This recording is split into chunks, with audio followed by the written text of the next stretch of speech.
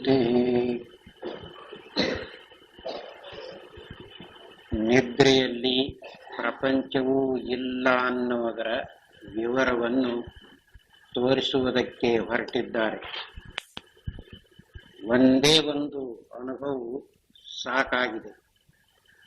ಎಚ್ಚರದ ಅವಸ್ಥೆಯು ಇಲ್ಲದಿರುವಾಗ ಪ್ರಪಂಚವು ಎಲ್ಲಿಯೂ ಇರುವುದಿಲ್ಲ ಅನ್ನುವ ಅನುಭವವು ಇರುವುದರಿಂದ ನಿದ್ರೆ ಕಾಲಕ್ಕೆ ಪ್ರಪಂಚವು ತೋರಿಕೊಳ್ಳುವುದಿಲ್ಲ ಅಂತ ಸಿದ್ಧವಾಯಿತು. ಈಗ ಇನ್ನೊಂದು ರೂಪದಲ್ಲಿ ಆಕ್ಷೇಪಣೆ ಮಾಡಿದ್ದನಲ್ಲ, ಅದಕ್ಕೆ ಉತ್ತರವನ್ನು ಹೇಳ್ತಾ ಇದ್ದಾರೆ.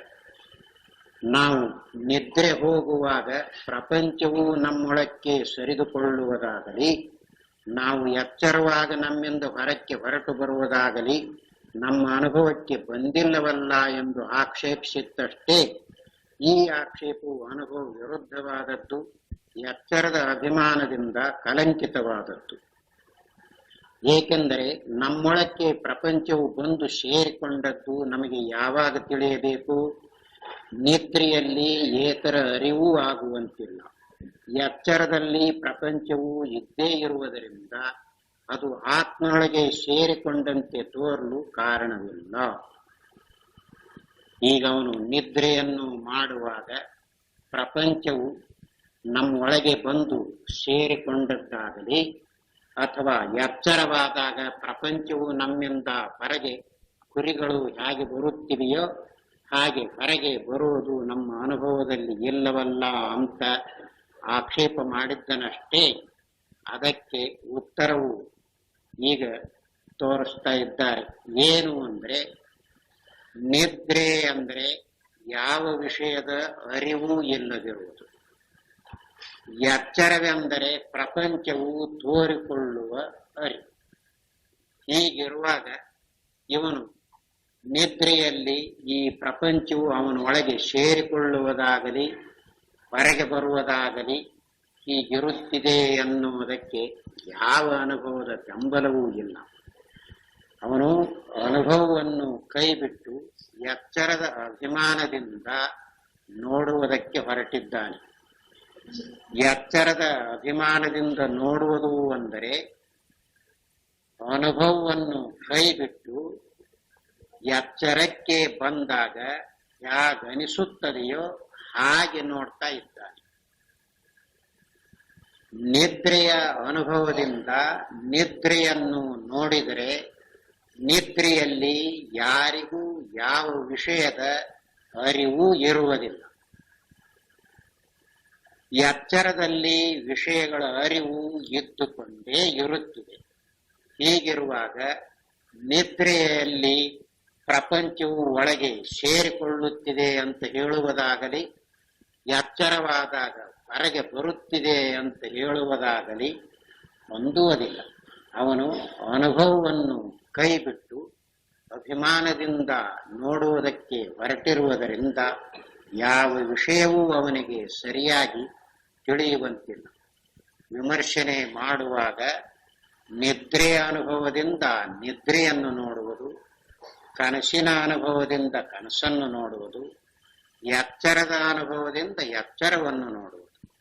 ಹೀಗೆ ನೋಡಿದರೆ ಯಾವುದು ಹೇಗಿರುತ್ತದೆಯೋ ಅದು ಗೊತ್ತಾಗುತ್ತದೆ. ಹಾಗಿಲ್ಲದೆ ಇದನ್ನೇ ಪೂರ್ಣ ದೃಷ್ಟಿ ಅಂತ ಹಿಂದೆ ಹೇಳಿಕೊಂಡು ಬಂದಿರುವುದು. ಇದನ್ನು ಕೈಬಿಟ್ಟು ನಿದ್ರೆ ಮತ್ತು ಕನಸು ಇವುಗಳ ಹೇಗದಾವು ಅಂತ ನೋಡುವುದಕ್ಕೆ ಎಚ್ಚರಕ್ಕೆ ಬಂದಾಗ ಹೇಗನಿಸ್ತೈತೋ ಹಾಗೆ ನೋಡುವುದಕ್ಕೆ ಹೋಗ್ತಾ ಇದ್ದಾನೆ. ಇರುವಂತೆ ಅದು ಗೊತ್ತಾಗುವುದಿಲ್ಲ. ಅನುಭವಿಸುವಾಗ ಕನಸು ಅಂತ ಯಾರಿಗಾದರೂ ಅನಿಸುತ್ತಿದೆಯೇ? ಇಲ್ಲ. ಆದರೆ ಎಚ್ಚರಕ್ಕೆ ಬಂದಾಗ ನನಗೊಂದು ಕನಸಾಯಿತು ಅಂತ ಹೇಳ್ತಾನೆ. ಆದ್ದರಿಂದ ಅನುಭವವನ್ನು ಕೈಬಿಟ್ಟ. ನಿದ್ರೆಯ ಅನುಭವದಿಂದ ನಿದ್ರೆಯನ್ನು ನೋಡದೆ ಎಚ್ಚರಕ್ಕೆ ಬಂದಾಗ ನಾನು ಎಷ್ಟು ಹೊತ್ತು ಏನೊಂದನ್ನರಿಯದೆ ಸುಖವಾಗಿ ಮಲಗಿದ್ದೆ ಅಂತ ಮಾರುತ್ತ ಹೇಳ್ತಾ ಇದ್ದಾನೆ. ಆದರೆ ನಿದ್ರೆಯ ಅನುಭವದಲ್ಲಿ ಅದು ಯಾವುದೂ ಇರುವುದಿಲ್ಲ ಅಂತ ಗೊತ್ತಾಗಿದೆ. ಆದ್ದರಿಂದಲೇ ಪ್ರಪಂಚವು ಒಳಗೆ ಹೋಗುವುದಾಗಲಿ ಹೊರಗೆ ಬರುವುದಾಗಲಿ ಅದು ಯಾವ ರೀತಿಯಿಂದಲೂ ಹೊಂದುವುದಿಲ್ಲ.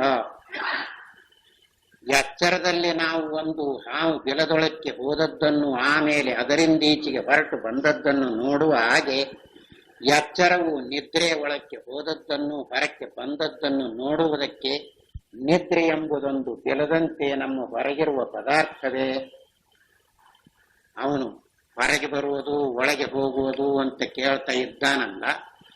ಈಗ ಒಂದು ಇಲಿ ಒಂದು ಹೋರಿನಲ್ಲಿ ರಂಧ್ರದಲ್ಲಿ ಒಳಗೆ ಹೋಗುತ್ತಿದೆ, ಮತ್ತೆ ಹೊರಗೆ ಬರುತ್ತಿದೆ, ನೋಡ್ತಾ ಇದ್ದಾನೆ ಮನುಷ್ಯನು. ಹಾಗೆ ಎಚ್ಚರವು ನಿದ್ರೆ ಒಳಗೆ ಹೋಗುವುದನ್ನು ಮತ್ತೆ ಹೊರಗೆ ಬರುವುದನ್ನು ಹೀಗೆ ನೋಡುವುದಕ್ಕೆ ನಿದ್ರೆ ಅಂದರೆ ಒಂದು ರಂಧ್ರವೇ, ಅದು ಒಂದು ಹೋರೆ ಅಲ್ಲ. ಅದು ಎಚ್ಚರವು ಹೇಗೆ ಒಂದು ಅನುಭವ, ನಿದ್ರೆಯೂ ಒಂದು ಅನುಭವವಾಗಿದೆ, ಕನಸು ಒಂದು ಅನುಭವವಾಗಿದೆ. ಆದ್ದರಿಂದ ಅನುಭವಕ್ಕೆ ಅನುಸರಿಸಿ ನೋಡಿ ನಿರ್ಣಯ ಮಾಡಬೇಕು. ತನ್ನ ಹೊರಗಿರುವುದು ಯಾವುದಿದೆಯೋ ಅದು ಹೊರಗೆ ಹೋಗುವುದು ಒಳಗೆ ಬರುವುದು ಕಾಣಿಸ್ತೈತಿ. ನಿದ್ರೆಯ ಅನುಭವ ತನಗೇ ಇದ್ದುಕೊಂಡಿರುವಾಗ ಆಗ ಎಚ್ಚರವು ಇರುವುದಿಲ್ಲ ಅನ್ನೋದು ಸಾರ್ವತ್ರಿಕವಾಗಿ ತಿಳಿದಿರುವಾಗ ಅದರ ಒಳಗೆ ಹೋಗುವುದಂದರೇನು, ಅದರಿಂದ ಹೊರಗೆ ಬರುವುದಂದರೇನು ಎಲ್ಲ ಇದು ಗೊತ್ತಾಗದೆ ಅವನು ಆಕ್ಷೇಪಣೆ ಮಾಡಿದ್ದಾನೆ. ಆದ್ದರಿಂದ ಈ ಆಕ್ಷೇಪವು ಸರಿಯಲ್ಲ. ನಿದ್ರೆಯಲ್ಲಿ ಆತ್ಮನನ್ನು ಬಿಟ್ಟರೆ ಮಿಕ್ಕದ್ದೆಲ್ಲವೂ ಆತ್ಮನಲ್ಲಿ ಅಡಕವಾಗಿ ಬಿಟ್ಟಿರುವುದೆಂಬುದು ನಿರಾಕ್ಷೇಪಕವಾಗಿರುತ್ತದೆ. ಆದ್ದರಿಂದ ಎಲ್ಲವೂ ಬರೀ ಎರವಿನ ರೂಪವಾಗಿರುವ ಆತ್ಮನೇ ಎಂಬುದು ಕಟ್ಟಕಡೆಯ ಸಿದ್ಧಾಂತವೇ. ಈಗ ಅವಸ್ಥೆ ಎಂದರೆ ಏನು? ಪರಮಾರ್ಥವೂ ತೋರಿಕೊಳ್ಳುವ ಒಂದೊಂದು ಬಗೆಗೆ ಅವಸ್ಥೆ ಅಂತ ಹೇಳಿರುವುದು. ಆತ್ಮನೇ ಎಚ್ಚರವಾಗಿ ತೋರುವುದು, ಆತ್ಮನೇ ಕನಸಾಗಿ ತೋರುವುದು, ಆತ್ಮನೇ ನಿದ್ರೆಯಾಗಿ ತೋರುವುದು. ಈಗ ಆತ್ಮನನ್ನು ತಿಳಿದುಕೊಂಡಾಗ ಯಾವುದು ಎಚ್ಚರ, ಯಾವುದು ಕನಸು, ಯಾವುದು ನಿದ್ರೆ, ಹಗ್ಗವನ್ನು ಅರಿಯದಿರುವಾಗ ತೋರಿಕೊಳ್ಳುವ ಭ್ರಾಂತಿ ಪದಾರ್ಥಗಳು ಹಾವು, ನೆಲದ ಬಿರುಕು, ನೀರಿನ ಕೋಡಿ ಹೀಗೆ ತೋರಬಹುದು. ಆದರೆ ಹಗ್ಗ ಅಂತ ಗೊತ್ತಾದಾಗ ಹಾವು, ನೆಲದ ಬಿರುಕು ಉಳಿಯುತ್ತಿವೆಯೇ? ಅವು ಎಲ್ಲಿಯಾದರೂ ಹೋಗಿ ಸೇರಿಕೊಳ್ಳುತ್ತಿವೆಯೇ? ಹಾವು ಎಲ್ಲಿಯಾದರೂ ಹೋಗುತ್ತಿದೆಯೇ? ಎಲ್ಲ ಯಾಕೆ? ನಿಜವಾಗಿ ಇದ್ದರೆ ಹಗ್ಗವನ್ನು ಬಿಟ್ಟು ಬೇರೆ ಕಡೆಗೆ ಎಲ್ಲಿಯಾದರೂ ಹೋಗಬಹುದಾಗಿತ್ತು. ಹಗ್ಗವನ್ನು ಅರಿಯದಿರುವಾಗ ಹಾವು ಅಂತ ತೋರಿತ್ತು. ಈಗ ಹಗ್ಗ ಅಂತ ಗೊತ್ತಾದಾಗ ಮೊದಲಿಗೆ ಹಾವು ಅಂತ ಅನಿಸ್ತಿತ್ತಲ್ಲ, ಅದೇ ಹಗ್ಗವಾಗಿದೆ. ಅದರಂತೆಯೇ ಆತ್ಮಸ್ವರೂಪವನ್ನು ಅನುಭವಕ್ಕೆ ಅನುಸರಿಸಿ ನೋಡಿಕೊಂಡಾಗ ಎಚ್ಚರ ಅಂತ ಅನಿಸುತ್ತಿತ್ತಲ್ಲ, ಅದು ಎಚ್ಚರವಲ್ಲ, ಆತ್ಮನೇ. ಕನಸು ಅಂತ ಅನಿಸುತ್ತಿತ್ತಲ್ಲ, ಅದು ಕನಸಲ್ಲ, ಆತ್ಮನೇ. ನಿದ್ರೆ ಅಂತ ಅನಿಸುತ್ತಿತ್ತಲ್ಲ, ಅದು ಆತ್ಮನೇ ಅಂತ ಹೀಗೆ ಗೊತ್ತಾಗುತ್ತಿದೆ. ಆದ್ದರಿಂದಲೇ ಭ್ರಾಂತಿಯಿಂದ ತೋರಿಕೊಳ್ಳುವ ಪದಾರ್ಥಗಳು ಅದಕ್ಕೆ ಆಸ್ಪದವು ಯಾವುದಾಗಿರುತ್ತದೆಯೋ ಅದು ಗೊತ್ತಾದಾಗ ಅದೇ ಇರುತ್ತಿದೆ, ಅದಕ್ಕಿಂತಲೂ ಬೇರೆಯಾಗಿ ಯಾವುದೂ ಇರುವುದಿಲ್ಲ ಅಂತ ಅನುಭವವಿದೆ ಲೋಕದಲ್ಲಿ. ಅದರಂತೆಯೇ ಇಲ್ಲಿ ವಿಮರ್ಶನೆ ಮಾಡಿ ನೋಡಿದಾಗ ನಿದ್ರೆ ಎಂದರೆ ಏನು, ಕನಸೆಂದರೆ ಯಾವುದು, ಎಚ್ಚರವೆಂದರೆ ಹೇಗಿದೆ ಹೀಗೆ ತಿಳಿಯುವ ಪ್ರಸಂಗದಲ್ಲಿ ಅನುಭವದಿಂದ ನೋಡಿಕೊಳ್ಳುವಾಗ ಮೊದಲು ಯಾವ ದೃಶ್ಯ ರೂಪವು ಇದ್ದುಕೊಂಡಿದೆ ನಿದ್ರೆ ಅಂತ ಹೇಳಿಕೊಳ್ಳುತ್ತೇವಲ್ಲ, ಮೊದಲು ನಿದ್ರೆ ಅಂತ ಹೇಳುವ ಮಾತೇ ಸರಿಯಲ್ಲ. ತತ್ವವನ್ನು ಅರಿಯದಿರುವಾಗ ನಿದ್ರೆ ಅಂತ ಅನಿಸುತ್ತಿದೆ ಅಂತ ಗೌಡಪಾದರು ತೋರಿಸಿದ್ದಾರೆ. ಅನ್ಯಥಾ ಗೃಹ್ಣತಃ ಸ್ವಪ್ನಃ ನಿದ್ರಾ ತತ್ವಮಜಾನತಃ ತಯೋಃ ಕ್ಷೀಣೆ ತುರೀಯಂ ಪದಮಸ್ನುತೆ. ಅನ್ಯರೂಪವಾಗಿ ತಿಳಿದುಕೊಂಡಾಗ ಕನಸಂತಲೂ, ತತ್ವವನ್ನು ಅರಿಯದಿರುವಾಗ ನಿದ್ರೆಯಂತಲೂ ತೋರಿಕೊಂಡಿದೆ. ಈಗ ವಿಮರ್ಶನೆ ಮಾಡಿ ನೋಡಿದಾಗ ಬೆಳಕಾಕಿ ನೋಡ್ತಾ ಇದ್ದಾನಲ್ಲ ಹಾವು ಅಂತ ಅನಿಸಿತ್ತು.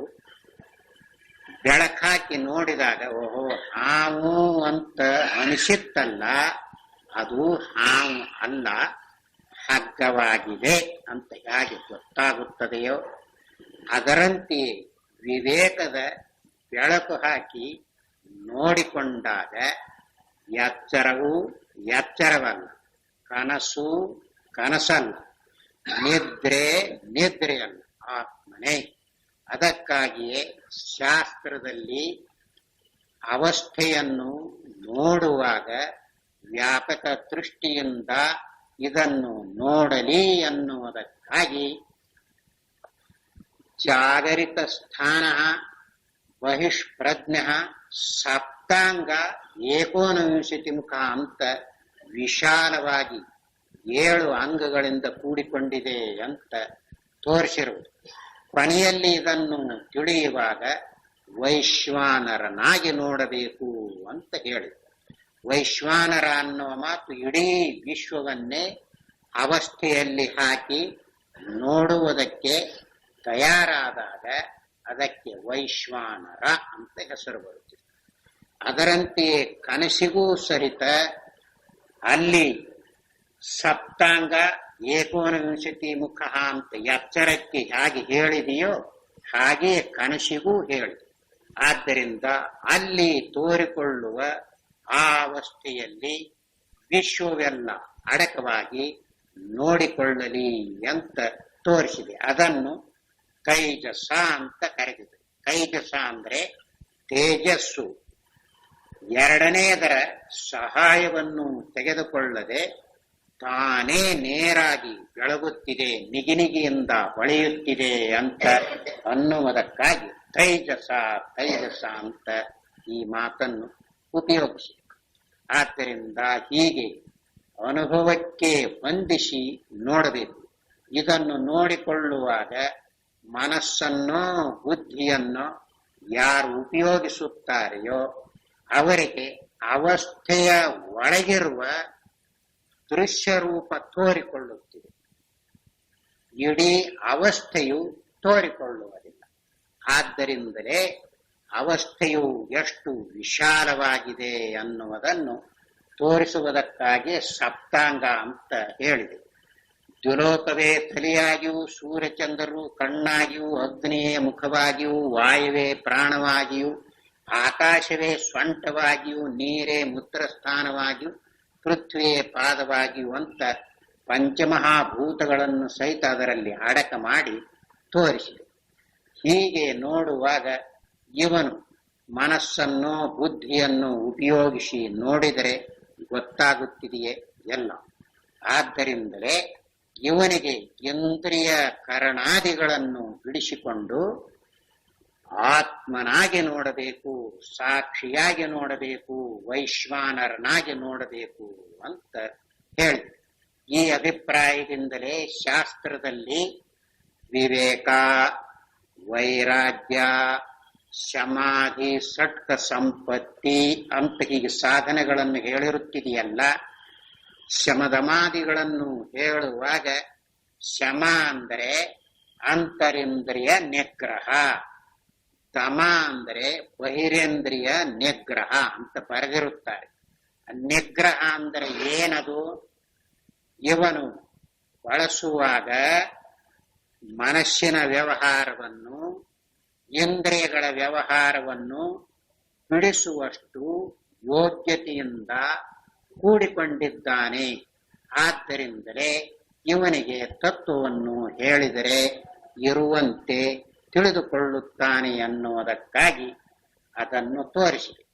ಈಗ ಇಡೀ ಅವಸ್ಥೆಯನ್ನು ನೋಡುವಾಗ ಆಧ್ಯಾತ್ಮಿಕ ಪ್ರಪಂಚ, ಆದಿ ಭೌತಿಕ ಪ್ರಪಂಚ, ಆದಿ ದೈವಿಕ ಪ್ರಪಂಚ, ಮೂರು ಪ್ರಪಂಚವನ್ನು ಅವಸ್ಥೆಯಲ್ಲಿ ಅಡಕ ಮಾಡಿ ಇಡೀ ಅವಸ್ಥೆಯನ್ನು ನೋಡಬೇಕಾಗಿದೆ. ಹಾಗೆ ನೋಡುವಾಗ ಇವನು ಮನೋಬುದ್ಧಿಗಳನ್ನು ಹೇಗೆ ಹೊರಗೆ ತಕ್ಕೊಳ್ಳುತ್ತಾನೆ, ಅವಸ್ಥೆಯಲ್ಲಿ ಹೇಗೆ ಗೌರ್ಮೆಂಟ್ನವರು ಯಾವುದಾದರೂ ಪ್ರಸಂಗದಲ್ಲಿ ಸಾಲ ಮೊದಲಾದದ್ದು ಕೊಡದೇ ಇದ್ರೆ ಅವರ ಮನೆಗೆ ಶೀಲ್ ಮಾಡಿದರೆ ಅದನ್ನು ಇವರೇ ಬಿಚ್ಚುವುದಕ್ಕೆ ಬರುವುದಿಲ್ಲ. ಹಾಗೆ ಶಾಸ್ತ್ರವು ಶೀಲ್ ಮಾಡಿದೆ. ಇಂದ್ರಿಯ ಕರಣಾದಿಗಳನ್ನು, ಪಂಚಮಹಾಭೂತಗಳನ್ನು, ಆದಿದೈವಿಕ ಪ್ರಪಂಚವನ್ನೆಲ್ಲ ಹೀಗೆ ಶೀಲು ಮಾಡಿದಾಗ ಅದರಲ್ಲಿಂದ ತಕ್ಕೊಳ್ಳುವುದಕ್ಕೆ ಹೋದರೆ ಇವನಿಗೆ ಅವಸ್ಥೆ ಒಳಗಿರುವ ರೂಪ ತೋರುತ್ತಿದೆಯೇ ಹೊರತು ಇಡೀ ಅವಸ್ಥೆಯು ಗೊತ್ತಾಗುವಂತೆ. ಆದ್ದರಿಂದಲೇ ಇದನ್ನು ನೋಡಬೇಕಾದರೆ ಯಾರಿಗೆ ಇಂದ್ರಿಯಗಳ ಅನುಭವ, ಮನಸ್ಸಿನ ಅನುಭವ ಇವುಗಳನ್ನು ಕೈಬಿಟ್ಟು ನೇರಾದ ಅನುಭವವನ್ನು ಉಪಯೋಗಿಸುವುದಕ್ಕೆ ಬರುತ್ತಿದೆಯೋ, ಹಾಗೆ ನೋಡುವುದಕ್ಕೆ ಸಿದ್ಧನಿದ್ದಾನೆಯೋ ಅಂಥವನಿಗೆ ಮಾತ್ರ ಅವಸ್ಥೆಯನ್ನು ನೋಡುವುದು ಸಾಧ್ಯ. ಆಗ ಅವನು ವೈಶ್ವಾನರನಾಗಿ ಇರುತ್ತಾನೆ. ಅವನೇ ಇಂದ್ರಿಯ ಕರಣಾದಿಗಳನ್ನು ಬಿಡಿಸಿಕೊಂಡಿರುವ, ಯಾವ ಉಪಾಧಿಯ ಸಂಬಂಧವೂ ಇಲ್ಲದ ವಿಶ್ವರೂಪ ಬಿಡಿಸಿಕೊಂಡು ವೈಶ್ವಾನರನಾಗಿ ನೋಡಬೇಕು ಅಂತ ಶ್ರುತಿಯಲ್ಲಿ ಹೇಳಿದೆಯಲ್ಲ, ಆ ರೂಪದಿಂದ ನೋಡ್ತಾ ಇದ್ದಾನೆ. ಹಾಗೆ ನೋಡುವಾಗ ಇಂದ್ರಿಯಾದಿಗಳ ಸಂಬಂಧವಿಲ್ಲ. ಶ್ರುತಿಯ ಉದ್ದೇಶವು ಶರೀರದಿಂದ ಹಿಡಿದುಕೊಂಡು ಅಹಂಕಾರದ ಪರ್ಯಂತ ಇರುವ ಈ ಉಪಾಧಿಯು ನಿನಗೆ ಅಂಟಿಕೊಂಡಿಲ್ಲ, ಜೀವತ್ವವು ನಿನ್ನ ಸ್ವಭಾವವಲ್ಲ ಅಂತ ತಿಳಿಸುವುದಕ್ಕಾಗಿಯೇ ಅವಸ್ಥೆಗಳನ್ನು ಅಧ್ಯಾರೋಪ ಅಪವಾದ ನ್ಯಾಯದಿಂದ ತಿಳಿಸುವುದಕ್ಕೆ ಬಂದಿದೆ. ಆದ್ದರಿಂದ ಹೀಗೆ ನೋಡಿಕೊಳ್ಳುವಾಗ ಇವನು ಆ ವೈಶ್ವಾನರನಾಗಿ ಅಂದ್ರೆ ಉಪಾಧಿ ಬಿಡಿಸಿಕೊಂಡು ನಿಂತ ಅಂದ್ರೆ ಅದರಲ್ಲಿ ನಿಲುಗಡೆ ಬರ್ತದೆ. ಮತ್ತು ತನಗಿರುವ ಉಪಾಧಿಯನ್ನು ಬಿಡಿಸಿಕೊಳ್ಳುವುದಕ್ಕೆ ಬರದೇ ಇದ್ರೆ ಇಂದ್ರಿಯಗಳಲ್ಲಿಯೋ ಮನಸ್ಸಿನಲ್ಲಿಯೋ ಬುದ್ಧಿಯಲ್ಲಿಯೋ ನಿಂತು ನೋಡುವುದಕ್ಕೆ ಹೋಗ್ತಾನ. ಒಳಗಿರುವ ಪ್ರಪಂಚದ ದೃಶ್ಯವಿದೆಯಲ್ಲ, ಪದಾರ್ಥಗಳಿವೆಯಲ್ಲ, ಅವು ತೋರಿಕೊಳ್ಳುತ್ತಿವೆ. ಇಡೀ ಅವಸ್ಥೆಯನ್ನು ನೋಡುವುದಕ್ಕೆ ಅವನಿಗೆ ಸಾಧ್ಯವಾಗುವಂತಿಲ್ಲ. ಅದಕ್ಕಾಗಿ ಯಾರು ಹೀಗೆ ನೋಡಿಕೊಳ್ಳುತ್ತಾರೆಯೋ ಅವರಿಗೆ ಏನು ತೋರುತ್ತಿದೆ ಅಂದ್ರೆ ಎಚ್ಚರ ಅಲ್ಲ, ಕನಸು ಕನಸಲ್ಲ, ನಿದ್ರೆಯಲ್ಲ, ಆತ್ಮಸ್ವರೂಪವೇ ಇದೆ ಅಂತ ಗೊತ್ತಾಗುತ್ತೆ. ಅಷ್ಟೇ ಅಲ್ಲ, ಶ್ರುತಿ ಇದೆಯಲ್ಲ, ಆತ್ಮನು ನಿತ್ಯ ನಿರವಸ್ಥನು ಅಂತ ಹೇಳ್ತಾರೆ. ಮೊದಲಿಗೆ ಅವಸ್ಥೆಗಳು ಎದ್ದು ಈಗ ತಿಳಿದುಕೊಂಡಾಗ ಇಲ್ಲದಂತೆ ಆದವು ಅಂತ ಹೇಳಕ್ ಬಂದಿಲ್ಲ. ಅವಸ್ಥೆಗಳ ಸಂಬಂಧವೇ ಅದಕ್ಕೆ ಗೊತ್ತಿಲ್ಲ ಅಂತ ನಿತ್ಯ ನಿರವಸ್ಥ ಹೀಗೆ ಹೇಳ್ತಾ ಇದೆ. ಹಾಗೆ ಹಗ್ಗಕ್ಕೆ ಹಾವಿನ, ನೆಲದ ಬೆರಕಿನ, ನೀರಿನ ಕೋಡಿಯ ಸಂಬಂಧವೇ ಗೊತ್ತಿಲ್ಲ. ಯಾಕೆ ಅಂದ್ರೆ ಹಗ್ಗವನ್ನು ಅರಿಯದಿರುವಾಗ ತೋರಿಕೊಂಡ ಭ್ರಾಂತಿ ರೂಪ, ಹಗ್ಗ ಅಂತ ತಿಳಿದುಕೊಂಡಾಗ ಮೊದಲು ಎದ್ದು ಈಗ ಇಲ್ಲದಂತೆ ಆದವು ಅಂತ ಅನಿಸುತ್ತಿದೆಯೇ?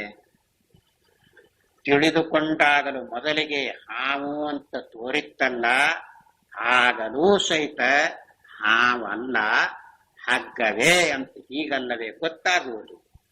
ಅದರಂತೆಯೇ ಅವಸ್ಥೆಗಳು ಅಂತ ಅನಿಸ್ತಾ ಇತ್ತಲ್ಲ, ಆತ್ಮನನ್ನು ತಿಳಿಯದಿರುವಾಗ ಹಾಗನಿಸಿದರೂ ನಿಜವಾಗಿ ಆತ್ಮನಿಗೆ ಅವಸ್ಥೆಗಳ ಸಂಬಂಧವೇ ಎಲ್ಲ.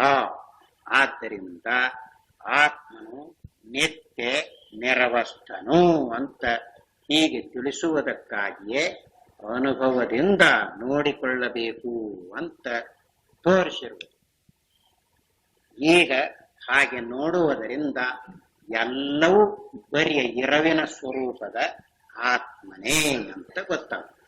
ಎರವು ಅಂದ್ರೆ ಕನ್ನಡದ ಮಾತು, ಸಂಸ್ಕೃತದಲ್ಲಿ ಸತ್ತೆ ಸದ್ರೂಪ ಅಂತ ಈಗ ಕರೆಯುತ್ತಾರೆ. ಈಗ ಅವನು ಅನುಭವದಿಂದ ನೋಡುವಾಗ ಎರವಿನ ಪರಮಾರ್ಥವನ್ನು ಹೇಳುವುದಕ್ಕೆ ಹೊರಟಿದೆಯಲ್ಲ, ಈಗ ಯಾವುದು ಇದೆ ಇದೆ ಇದೆ ಅಂತ ಅನಿಸುತ್ತದೆಯೋ ಇದರ ಪರಮಾರ್ಥವೆಲ್ಲ ಆತ್ಮನೇ ಅಂತ ತೋರಿಸಿ. ಹೀಗೆ ವಿಮರ್ಶನೆ ಮಾಡಿ ನೋಡಿಕೊಳ್ಳುವಾಗ ಮನೋಬುದ್ಧಿಗಳನ್ನು ಉಪಯೋಗಿಸಬಾರದು. ಶಾಸ್ತ್ರದಲ್ಲಿ ಹೇಳಿರುತ್ತಿದೆ, ಯಥೋ ವಾಚೋ ನಿವರ್ತಂತೆ ಅಪ್ರಾಪ್ಯ ಮನಸಾ ಸಹ.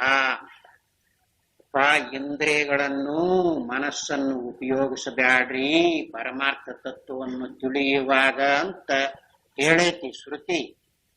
ಇವನಿಗೆ ಅದನ್ನು ಬಿಟ್ರೆ ಬೇರೆ ಯಾವುದೈತು ಉಪಯೋಗಿಸುವುದಕ್ಕೆ ಅಂತ ಅನಿಸಿ ಅದನ್ನೇ ಉಪಯೋಗಿಸುವುದಕ್ಕೆ ಹೋಗ್ತಾ ಇದ್ದಾನೆ, ತಿಳಿಯುವುದಿಲ್ಲ. ಸಾಧನಗಳ ಅವಶ್ಯ ಎಷ್ಟೈತಿ ಅನ್ನೋದು ಈ ಪ್ರಸಂಗದಲ್ಲಿ ಗೊತ್ತಾಗುತ್ತಿದೆ. ಶಾಸ್ತ್ರವನ್ನು ಕೇಳುವಾಗ ನೀನೇ ಆತ್ಮನಿದ್ದೀಯ ಅಂತ ಹೇಳಿದರಲ್ಲ, ನೀನೇ ಅರಿವಾಗಿದ್ದೀಯ ಸಾಕ್ಷಿಯಾಗಿದ್ದೀಯ ಅಂತ ಹೇಳಿದರಲ್ಲ, ಅಷ್ಟು ತಿಳ್ಕೊಂಡ್ಬಿಟ್ರೆ ಮುಗೀತು ಅಂತ ಕಲ್ಪನೆ ಬರುತ್ತಿದೆ. ತಿಳಿದರ ಮುಗೀತು, ತಿಳಿಬೇಕಲ್ಲ. ಅದನ್ನು ತಿಳಿಯುವುದಕ್ಕೆ ಶರೀರದಿಂದ ಹಿಡಿದು ಅಹಂಕಾರದ ಪರ್ಯಂತ ಇರುವ ಈ ಅನಾತ್ಮಗಳಲ್ಲಿ ಆತ್ಮಬುದ್ಧಿ ಬಂದಿದೆಯಲ್ಲ, ಇವುಗಳನ್ನು ಬಿಡಿಸಿಕೊಳ್ಳದೆ ನಿಂತುಕೊಳ್ಳುವುದಕ್ಕೆ ಸಾಧ್ಯವಾಗುತ್ತಿದೆಯೇ? ಆಗುವುದು. ಈ ಅಭಿಪ್ರಾಯದಿಂದಲೇ ಯಾರು ಪರಮಾತ್ಮನನ್ನು ನಿಷ್ಕಾಮ ರೂಪದಿಂದ ಭಜಿಸಿರುತ್ತಾರೆಯೋ ಅಂಥವರಿಗೆ ಅವನ ಅನುಗ್ರಹದಿಂದ ವಿವೇಕವು ಪ್ರಾಪ್ತವಾಗುತ್ತಿದೆ. ವಿವೇಕದಿಂದ ವೈರಾಗ್ಯವು ಬರುತ್ತಿದೆ.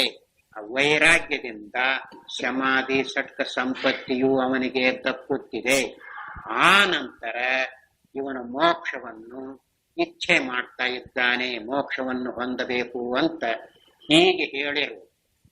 ಅದು ನಾವು ಸಾಧನವನ್ನು ಮಾಡದೆ ಇರುವಾಗ ಹಾಗೆಯೇ ವಿವೇಕ ಅಂದ್ರೆ ಇದು ನಿತ್ಯ ಇದು ಅನಿತ್ಯ ಅಂತ ಗೊತ್ತಾದ್ರೆ ವಿವೇಕ ಆಯ್ತು. ವೈರಾಗ್ಯ ಅಂದ್ರೆ ಈ ಲೋಕದ ಹೋಗ್ಬೇಡ ಪರಲೋಕದ ಹೋಗ್ಬೇಡ ಅಂದ್ರೆ ವೈರಾಗ್ಯ ಆಯ್ತು ಅಂತ ಓದಿಕೊಳ್ಳುತ್ತೇವೆ. ಹಾಗೆ ತಯಾರಿದ್ದೇವೆಯೇ? ಹಾಗೆ ತಯಾರಿದ್ರೆ ಈ ಉಪಯೋಗ ಆಗುತ್ತೆ. ಹಾಗಿಲ್ಲದೆ ಇದ್ರೆ ಇಂದ್ರಿಯ ಮನಸ್ಸುಗಳು ಹಿಂದಕ್ಕ ಸರಿಬೇಕಲ್ಲ. ಆತ್ಮನನ್ನು ನೋಡಿಕೊಳ್ಳುವ ಅನುಭವದಿಂದ ನೋಡುವ ಪ್ರಸಂಗದಲ್ಲಿ ಇಂದ್ರಿಯಗಳನ್ನು ಮನೋಬುದ್ಧಿಗಳ ವ್ಯವಹಾರವನ್ನು ಬಿಡಿಸಿದಾಗ ಅನುಭವದ ಕಣ್ಣು ತೆರೆಯುತ್ತಿದೆ. ಇಲ್ಲದಿದ್ದರೆ ಅದಕ್ಕೆ ಇಂದ್ರಿಯಗಳು ಮನೋಬುದ್ಧಿಗಳು ಅಡ್ಡಿಯಾಗಿ ಇರುತ್ತಿವೆ. ಇವನಿಗೆ ನೋಡಿಕೊಳ್ಳುವುದಕ್ಕೆ ಬರುವುದಿಲ್ಲ. ಹಾಗೆ ಭಾವನೆ ಮಾಡಿಕೊಂಡು ಹೋಗ್ತಾ ಇದ್ದಾನೆ. ಭಾವನೆ ಮಾಡಿಕೊಳ್ಳುವುದಕ್ಕೂ ಜ್ಞಾನ ಮಾಡಿಕೊಳ್ಳುವುದಕ್ಕೂ ಎಷ್ಟು ಅಂತರವಿದೆ, ಹೊಂದುವುದಿಲ್ಲ. ಆದ್ದರಿಂದಲೇ ಯಾರು ಹೀಗೆ ತಿಳಿದುಕೊಳ್ಳುತ್ತಾರೆಯೋ ಅನುಭವಕ್ಕೆ ಅನುಸರಿಸಿ ಅವನಿಗೆ ಅವಸ್ಥೆಗಳ ಸಂಬಂಧವೂ ಇಲ್ಲದೆ ಬರೀ ಪರಮಾರ್ಥವೇ ಇದೆ. ಎರವಿನ ಪರಮಾರ್ಥ ಅಂದ್ರೆ ಇರುವುದು ಅಂತ ಇದೆಯಲ್ಲ, ಅದು ಗೊತ್ತಾಗುತ್ತಿದೆ ಅಂತ ಹೇಳಿರುವುದು. ಈವರೆಗೂ ಇದನ್ನು ಹೇಳಿ ಇಲ್ಲಿಯವರೆಗೂ ಏನೇನು ಹೇಳಿಕೊಂಡು ಬಂದಿದೆಯೋ ಅದರ ಸರ್ವ ಸಂಗ್ರಹವನ್ನು ಇನ್ನೊಮ್ಮೆ ಹೇಳ್ತಾ ಇದ್ದಾರೆ. ಯಾಕೆ ಅಂದ್ರೆ ಮುಂದೆ ವಿಷಯವನ್ನು ಮತ್ತೆ ಬದಲಾಯಿಸಿ ತಿಳಿಸುವವರಿದ್ದಾರೆ. ಅದಕ್ಕಾಗಿ ಇನ್ನೊಂದು ಸಾರಿ ನೆನಪಿಗಾಗಿ ಹಿಂದೆ ಏನು ಹೇಳಿಕೊಂಡು ಬಂದಿದೆಯೋ ಅದನ್ನು ತೋರಿಸ್ತಾ ಇದ್ದಾರೆ.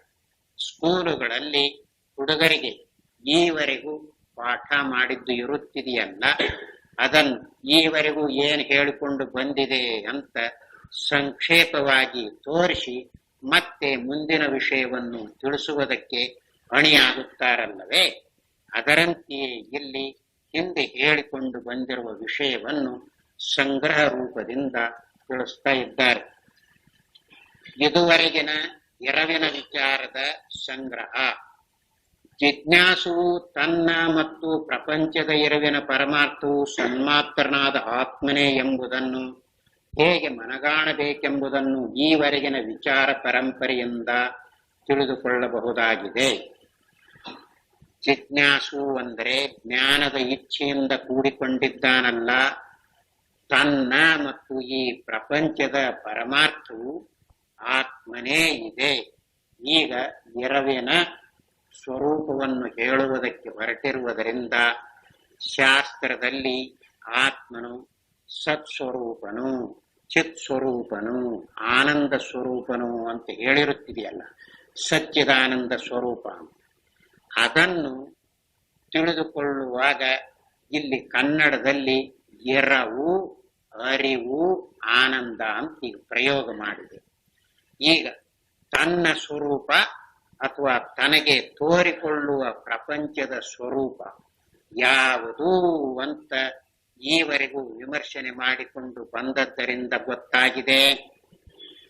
ತನ್ನ ಸ್ವರೂಪವಾಗಲಿ ಪ್ರಪಂಚದ ಸ್ವರೂಪವಾಗಲಿ ಎರವಿನ ಸ್ವರೂಪ ಅಂದರೆ ಸದ್ರೂಪವಾಗಿದೆ ಆತ್ಮನು ಅಂತ ಹೇಳಿತ್ತಲ್ಲ, ಇದು ಆತ್ಮ ಸ್ವರೂಪವೇ ಇದೆ, ಸದ್ರೂಪವಾಗಿದೆ, ಎರವಿನ ಸ್ವರೂಪವಾಗಿದೆ ಅಂತ ತಿಳಿಸಿಕೊಂಡು ಬಂದಿದ್ದಾರೆ.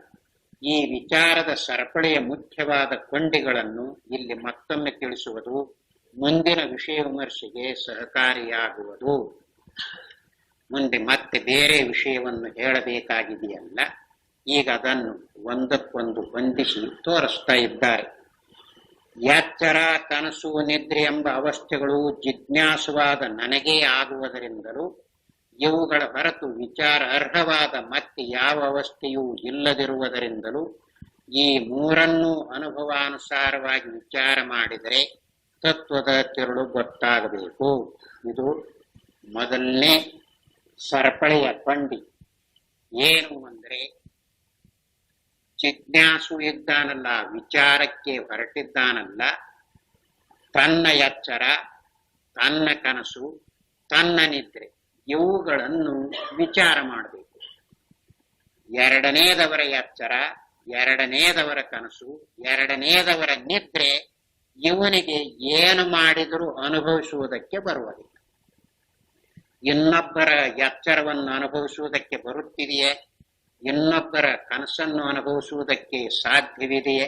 ಇನ್ನೊಬ್ಬರ ನಿದ್ರೆಯನ್ನು ನಾವು ತಿಳಿಯಬಹುದೇ? ಬರುವುದಿಲ್ಲ. ಅದಕ್ಕಾಗಿ ನಮ್ಮ ಎಚ್ಚರ, ನಮ್ಮ ಕನಸು, ನಮ್ಮ ನಿದ್ರೆ ಇವುಗಳನ್ನು ನೋಡಿಕೊಳ್ಳಬೇಕಾಗಿದೆ. ಆದ್ದರಿಂದಲೇ ಜಿಜ್ಞಾಸುವಿನ ಈ ಅವಸ್ಥೆಗಳನ್ನು ಇವನು ವಿಚಾರ ಮಾಡಿ ತಿಳಿಯಬೇಕಾಗಿದೆ. ಇಲ್ಲಿ ಈ ಅವಸ್ಥೆಗಳನ್ನು ನೋಡಿಕೊಳ್ಳುವಾಗ ಎಚ್ಚರಕ್ಕೆ ಬಂದ ನಂತರ ಹೇಗನಿಸುತ್ತಿದೆಯೋ ಹಾಗೆ ನೋಡಬಾರದು. ನಿದ್ರೆಯ ಅನುಭವದಿಂದ ನಿದ್ರೆಯನ್ನು, ಕನಸಿನ ಅನುಭವದಿಂದ ಕನಸನ್ನು, ಎಚ್ಚರದ ಅನುಭವದಿಂದ ಎಚ್ಚರವನ್ನು ಹೀಗೆ ನೋಡಬೇಕು. ಯಾಕೆ ಎಚ್ಚರಕ್ಕೆ ಬಂದ ನಂತರ ನೋಡಬಾರದು ಅಂದ್ರೆ, ಎಚ್ಚರಕ್ಕೆ ಬಂದ ನಂತರ ಊಹಾ ಮಾಡುತ್ತಿದೆಯೇ ಹೊರತು ಅನುಭವವನ್ನು ಕೈ ಬಿಡುತ್ತಿದೆ. ನನಗೊಂದು ಕನಸಾಯ್ತು ಅಂತ ಹೇಳ್ತಾ ಇದೆ, ಅದರ ಅನುಭವ ಆಗುವಾಗ ಕನಸು ಅಂತ ಅನಿಸುವುದಿಲ್ಲ. ಆದ್ದರಿಂದ ಆಗಲೇನೆ ಕನಸು ಅದರಾಗೇನೈತಿ, ಸುಳ್ಳ ತೋರ್ತೈತಿ ಅಂತ ಕಲ್ಪನೆ ಮಾಡಿಕೊಂಡಿದೆ. ನಿದ್ರೆ ಅಂದ್ರೆ ಯಾವುದಕ್ಕೆ ಉಪಯೋಗ ಬರ್ತೈತಿ? ಉದ್ಯೋಗ ಮಾಡಕ್ ಬರ್ತೈತೆ, ಸಂಶೋಧನೆ ಮಾಡೋದಕ್ಕೆ ಬರ್ತೈತೆ? ಏನು ಇಲ್ಲ, ಸುಮ್ಮನೆ ನಿದ್ರೆ ಅಲ್ಲ. ಹೀಗೆ ಕಲ್ಪನೆ ಮಾಡ್ತಾ ಇದೆ ಎಚ್ಚರಕ್ಕೆ ಬಂದ ನಂತರ. ಆದ್ದರಿಂದ ಎಚ್ಚರದ ದೃಷ್ಟಿಯಿಂದ ಅದನ್ನು ನೋಡದೆ ನಿದ್ರೆಯ ಅನುಭವದಿಂದ ನಿದ್ರೆಯನ್ನು ನೋಡುವುದು, ಕನಸಿನ ಅನುಭವದಿಂದ ಕನಸನ್ನು ನೋಡುವುದು. ಹೀಗೆ ನೋಡಿದರೆ ಏನು ಪ್ರಯೋಜನವಾಗುತ್ತಿದೆ? ನಮ್ಮ ನಿಜ ಸ್ವರೂಪ ಹೇಗಿದೆ ಅನ್ನುವುದು ತಿಳಿಯುತ್ತಿದೆ. ಈಗ ಶರೀರೇಂದ್ರಿಯಾದಿಗಳಿಂದ ಕೂಡಿಕೊಂಡಿದ್ದೇನೆ ಅಂತ ಅನಿಸಿದೆಯಲ್ಲ, ಈ ಶರೀರೇಂದ್ರಿಯಾದಿಗಳು ನಮಗೆ ಯಾವಾಗಲೂ ಬಿಡದಂತೆ ಇದ್ದುಕೊಂಡಿವೆ.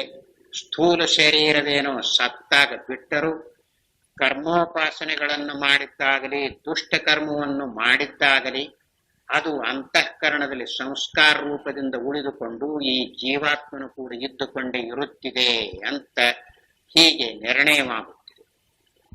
ಆದ್ದರಿಂದ ಈ ಶರೀರೇಂದ್ರಿಯಾದಿಗಳನ್ನು ಬಿಡಿಸಿಕೊಂಡು ತಿಳಿಯುವುದು ಹೇಗೆ ಆಗುವುದಿಲ್ಲ ಅಂತ ಈ ಕಲ್ಪನೆ ಬಂದಿದೆಯಲ್ಲ, ಅದಕ್ಕಾಗಿ ಕರ್ಮೋಪಾಸನೆಗಳನ್ನು ಮೀರಿದ ಜ್ಞಾನವು ಇದ್ದುಕೊಂಡಿದೆ. ಆ ದೃಷ್ಟಿಯಿಂದ ಈ ಅವಸ್ಥೆಗಳನ್ನು ವಿಮರ್ಶನೆ ಮಾಡಿ ನೋಡಿದರೆ ಶರೀರೇಂದ್ರಿಯಾದಿಗಳ ಸಂಬಂಧವೂ ಇಲ್ಲದೆ ಇರುವುದಕ್ಕೆ ಸಾಧ್ಯವಿದೆ ಅಂತ ತೋರ್ಸಾಗ್ತದೆ. ಆದ್ದರಿಂದ ಈ ಮೂರವಸ್ಥೆಗಳನ್ನು ಕೂಡಿಸಿ ನೋಡುವುದು ಬರಬೇಕು. ಹಾಗೆ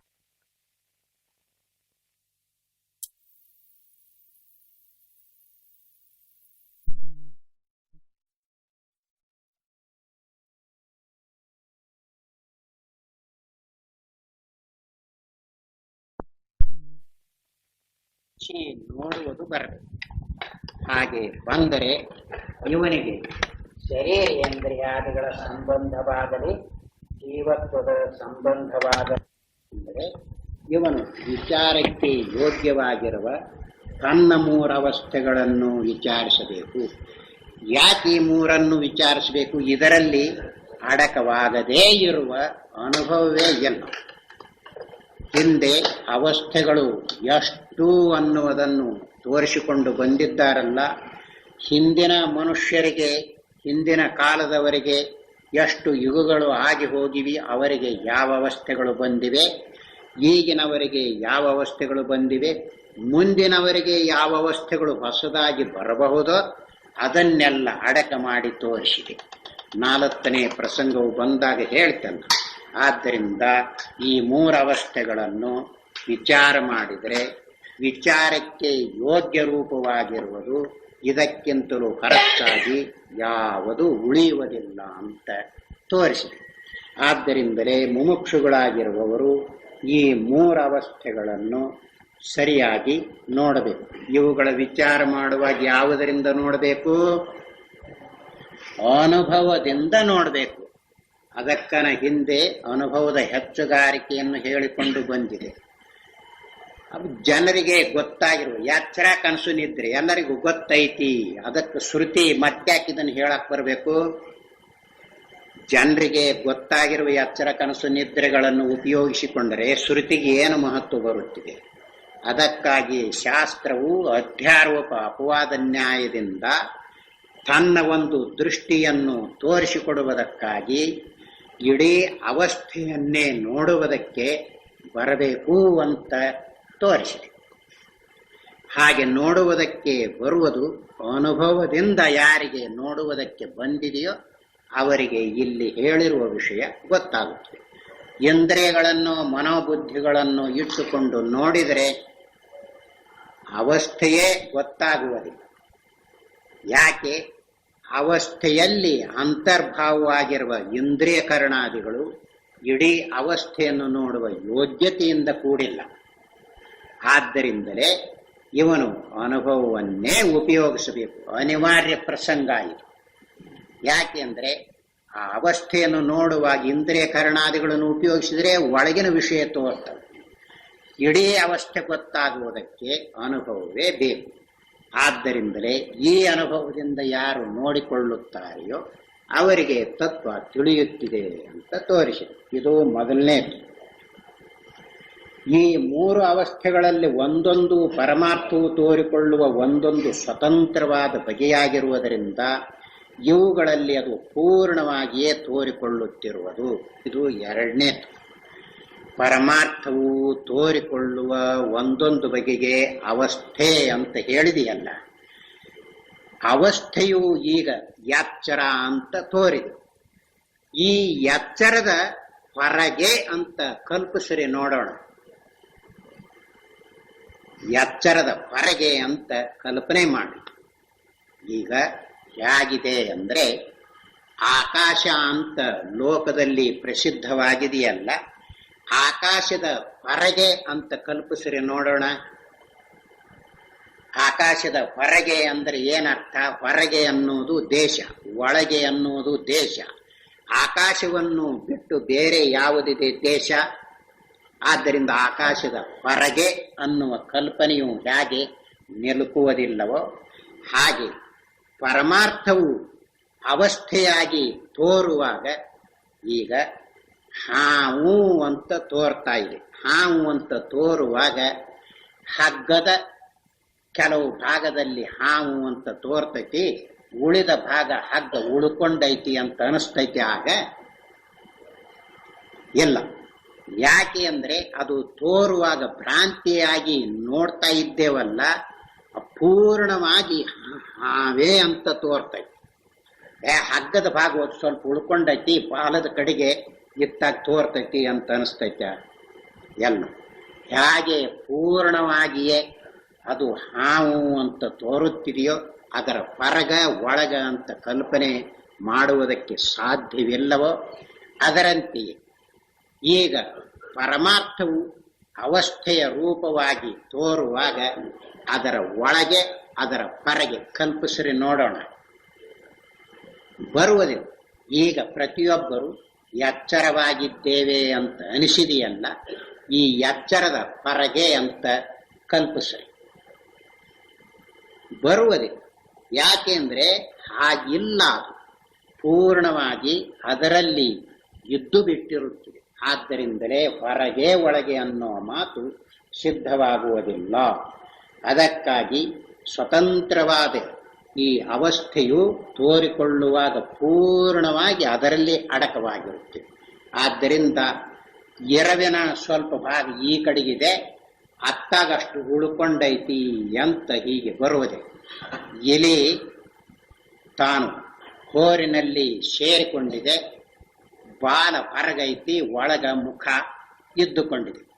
ಬಾಲ ಹೊರಗೈತಿ ಅಂತ ನೋಡ್ತಾ ಇದ್ದೇವಲ್ಲ, ಹಾಗೆ ನಾವು ಎಚ್ಚರದ ಅವಸ್ಥೆಯ ಹೊರಗೆ ಒಳಗೆ ಅಂತ ಕಲ್ಪಿಸ್ರಿ. ಒಳಗೆ ಇಷ್ಟು ಹೋಗಿದೆ, ಹೊರಗೆ ಇಷ್ಟು ಉಳ್ಕೊಂಡೈತಿ ಅಂತ ಬರುವುದಿಲ್ಲ. ಆದ್ದರಿಂದಲೇ ಪೂರ್ಣವಾಗಿ ತೋರಿಕೊಳ್ಳುತ್ತಿದೆ. ಆದ್ದರಿಂದ ಎಚ್ಚರವು ಕನಸಿಗೆ ಸಮ, ಕನಸು ನಿದ್ರೆಗೆ ಸಮ, ನಿದ್ರೆಯು ಎಚ್ಚರಕ್ಕೆ ಸಮ. ಇವುಗಳಲ್ಲಿ ಒಂದೊಂದು ಪರಮಾರ್ಥದ ತೋರಿಕೆಯೇ. ಇದು ಮೂರನೇದು. ಹಾವು, ನೆಲದ ಬಿರುಕು, ನೀರಿನ ಕೋಡಿ ಅಂತ ಹೀಗೆ ತೋರಿಕೊಳ್ಳುವಾಗ ಯಾವುದಕ್ಕೆ ಬೆಲೆ ಹೆಚ್ಚು ಹೇಳಿ? ಹಾವಿಗೆ ಬೆಲೆ ಹೆಚ್ಚೋ, ನೀರಿನ ಕೋಡಿಗೆ ಬೆಲೆ ಹೆಚ್ಚೋ, ಈ ಭೂಮಿಯ ಬಿರುಕಿದೆಯಲ್ಲ ನೆಲದ ಬಿರುಕು ಅದಕ್ಕೆ ಬೆಲೆ ಹೆಚ್ಚೋ? ಅವು ತೋರಿಕೊಳ್ಳುವಾಗ ಪೂರ್ಣವಾಗಿ ಅದೇ ರೂಪದಲ್ಲಿ ತೋರಿಕೊಳ್ಳುವುದರಿಂದ ಇನ್ನು ಏನೂ ಕಲ್ಪನೆ ಮಾಡುವುದಕ್ಕೆ ಬರುವಂತಿಲ್ಲ. ಆದ್ದರಿಂದಲೇ ಎಚ್ಚರವು ಇರುವಾಗ ಎಚ್ಚರ ಅಂತ ಹೇಳಿಸಿಕೊಳ್ಳುತ್ತಿದೆ.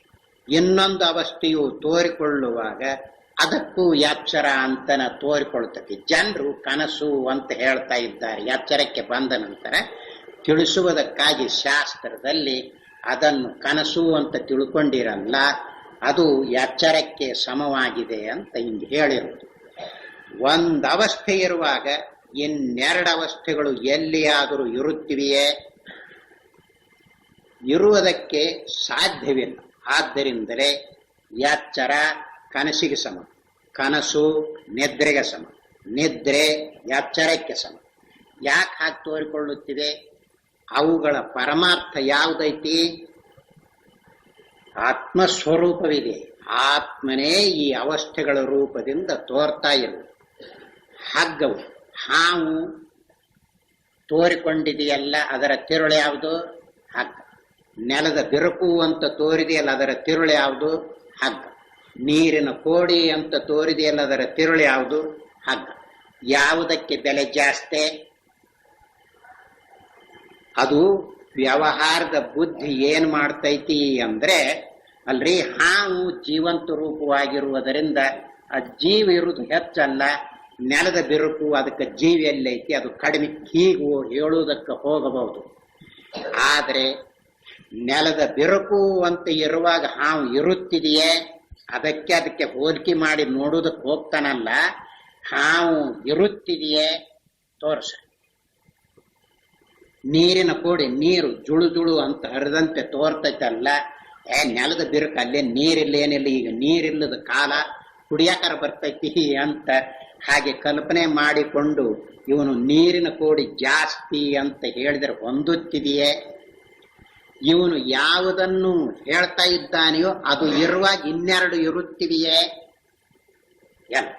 ಆದ್ದರಿಂದಲೇ ಎಚ್ಚರವೂ ಪರಮಾರ್ಥದ ತೋರಿ, ಕನಸೋ ಪರಮಾರ್ಥದ ತೋರಿ, ನಿದ್ರೆಯೋ ಪರಮಾರ್ಥದ ತೋರಿ. ಆದ್ದರಿಂದ ಮೂರಕ್ಕೂ ಬೆಲೆ ಯಾವುದೋ? ಆತ್ಮ. ಆದ್ದರಿಂದ ಈ ಬೆಲೆಯ ದೃಷ್ಟಿಯಿಂದ ನೋಡಿದರೆ ಮೂರಕ್ಕೂ ಸಮಾನ ಬೆಲೆ ಇದೆ. ವ್ಯವಹಾರದ ದೃಷ್ಟಿಯಿಂದ ನೋಡುವಾಗ ಅಲ್ರಿ ಎಚ್ಚರ ಎಷ್ಟಾದ್ರೂ ಹೆಚ್ಚೆಂದು, ಕನಸು ಕಡಿಮೆಯದು ಅಂತ ಹಿಂಗೆ ಹೇಳ್ತೈತಿ.